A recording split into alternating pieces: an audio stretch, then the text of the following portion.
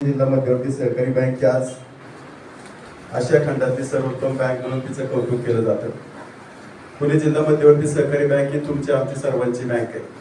ही शेतकऱ्यांची बँक आहे. आपण सगळेजण त्याचे सभासद आहात.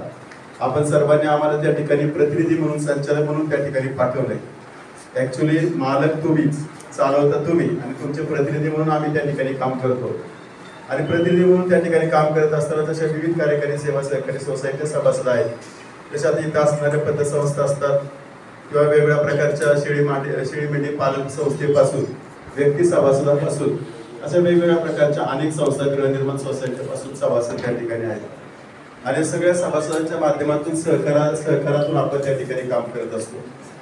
सहकाराचा स्वाहाकार झाला तर सहकाराचं काय होतं हेही आपण त्या ठिकाणी पाहतो.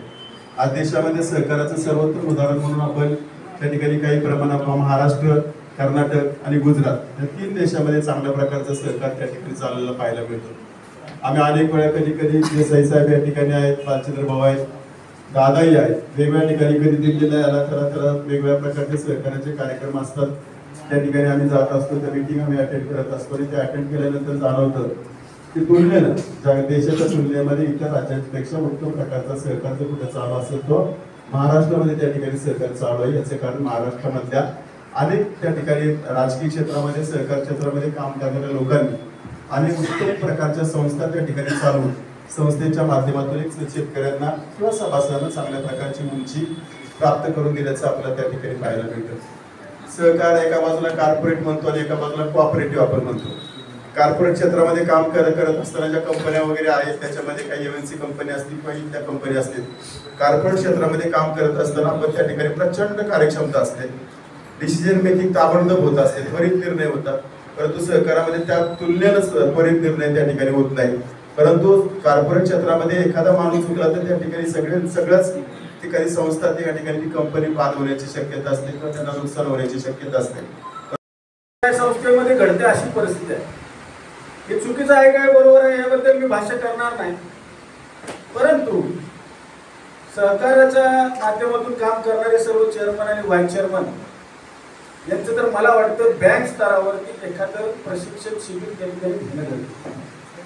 सहकार काय आहे किंवा सहकारी संस्था काय करायची, कारण की बऱ्याच ग्रामपंचायत मी पाहतो की ग्रामसेवक जे ठरवेल तिथं सरपंच आहे, आणि जिथं सहकारी संस्था आहे तिथं सचिव जे सांगेल तिथं चेअरमन आहे. तो अशी परिस्थिती म्हणजे दर्जा असेल किंवा त्याचा अधिकार असेल हा मोठा असेल, त्याला थोडंसं त्यातली माहिती कल्पना नसल्यामुळं बऱ्याच वेळेला त्या गोष्टीला त्याला सामोरं जावं लागतं. म्हणून सहकाराच्या बाबतीत विशेष करून विकास सेवा संस्था पूर्वीच्या काळामध्ये कर्ज वाटप व्हायचं त्यावेळेला त्या कर्जाची वसुली पात्र असणाऱ्या शेतकऱ्याला, सभासदाला पुढे कर्ज उपलब्ध व्हायचं मार्च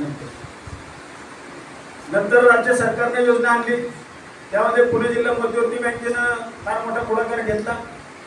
3 लाख रुपयापर्यंतचं 0% व्याजदराचं कर्ज बँकेने त्या ठिकाणी, राज्य सरकारने जरी काय मध्यंतरी बंद केलेलं असलं तरी सुद्धा बँकेने मात्र चालू ठेवलेलं. आणि बँकेने ही सर्वतोपरी हित शेतकऱ्यांचं पाहिले. आणि त्यामुळे ज्या वेळेला 3 लाख रुपये कर्ज हे 100% आपल्याला मिळते अशी खात्री झाली, त्यावेळेला बऱ्यापैकी विकास सेवा सहकारी संस्थांचा कार्यकाळ म्हणजे कार्यभाग अजून त्या ठिकाणी जलदगतीने सुधारलेला अशी परिस्थिती. आज केडरची परिस्थिती वाईट आहे. केडरचे एकूण 12 प्रतिनिधी सहकारामध्ये किंवा या ठिकाणच्या शासकीय भोर तालुक्यामध्ये सचिव म्हणून उपलब्ध आहेत. त्यांना देखील 3-3, 4-4 संस्थेचा लोड आहे. काही संस्थांनी आता स्वतःची GDC आणि कोऑपरेटिव्ह मध्ये उच्च शिक्षण घेतलेल्या विद्यार्थी असतील किंवा त्यांचे गुणवंत कामगार असतील यांना मुलाखत देऊन त्यांना सचिव म्हणून नियुक्त केलेला आहे. कामकाज चाललंय. परंतु अभ्यासात्मक दृष्टीने जर बोलायचं म्हटलं तर सचिव हा सर्वतोपरी त्या सर्व गोष्टी आजही करतोय. त्याच्यावरती पूर्णतः बँक असेल किंवा आपण सर्व संचालक असेल, सभासद असतील किंवा चेअरमन असतील अवलंबून आहे. तिथं जर का कुठं गडबड झाली तर त्याचे पडसाद वरपर्यंत उमटतात. आणि म्हणून पूर्वीच्या काळामध्ये कंपल्सरी ऑडिट गव्हर्नमेंटचं वर्षाला असायचं.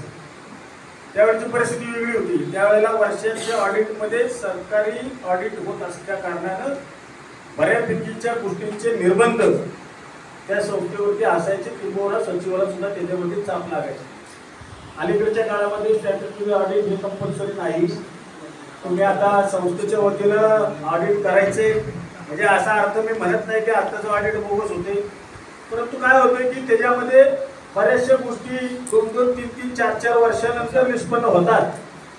किंबहुना त्या काळातला चेअरमन सुद्धा रिटायर झालेला असतो, त्याचा कालावधी संपलेला असतो, सचिव रिटायर झालेला असतो आणि मग जबाबदार धरायचं कोणाला, आणि मग जे जबाबदार धरलं जाते ते सध्याच्या त्या अस्तित्वात असणाऱ्या सचिवाला त्या मंडळात तिथल्या संचालक मंडळाला. आणि मग बऱ्यापैकी असं गैरसमज होतात लोकांना, कारण मी तर काय केलं नाही.